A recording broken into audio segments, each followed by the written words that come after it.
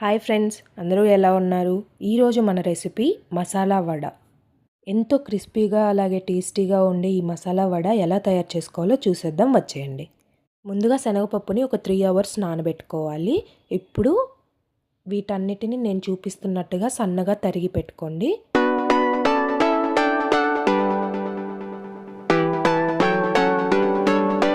ఇప్పుడు మనం నానబెట్టుకున్న శనగపప్పుని మిక్సీకి వేసుకుందాము. ఇది మరీ మెత్తగా కాకుండా కొద్దిగా బరగ్గా పట్టుకోవాలి.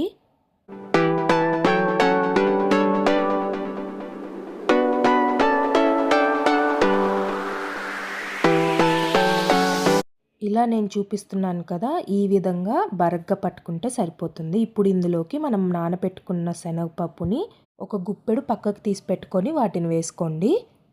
కట్ చేసి పెట్టుకున్న ఆనియన్స్, కరివేపాకుని సన్నగా కట్ చేసి వేసుకోండి. కొత్తిమీర, పుదీనా, సన్నగా కట్ చేసుకున్న వెల్లుల్లి, పచ్చిమిర్చి, అల్లం తరుగు,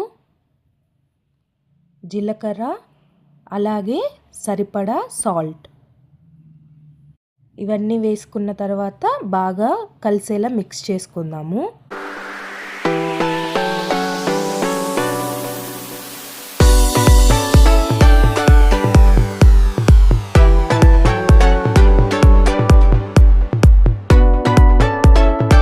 చూసారు కదా, ఇలా అంతా కలిసేలా మిక్స్ చేసుకున్న తర్వాత ఇప్పుడు స్టవ్ వెలిగించి ఒక ప్యాన్ పెట్టుకోండి.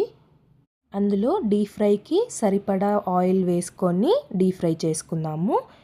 ఆయిల్ అయితే హీట్ అయిపోయిందండి. ఇప్పుడు మనం ఈ శనగపిండిని కొద్దిగా తీసుకొని ఇలా రౌండ్ బాల్స్ లాగా చుట్టుకొని మనం వడలు ప్రెస్ చేసుకోవాలి. చూసారు కదా, వడలు ఎంతో రౌండ్గా అలాగే ఇలా నేను చూపిస్తున్న విధంగా ప్రెస్ చేసుకోండి. ఇది పర్ఫెక్ట్ షేప్ అండి. సో మీరు ఆయిల్ హీట్ అయింది కాబట్టి ఒక్కొక్కటిగా ఆయిల్లో వేసుకొని ఇవి గోల్డెన్ బ్రౌన్ వచ్చేంత వరకు మనం వేయించుకుందాము.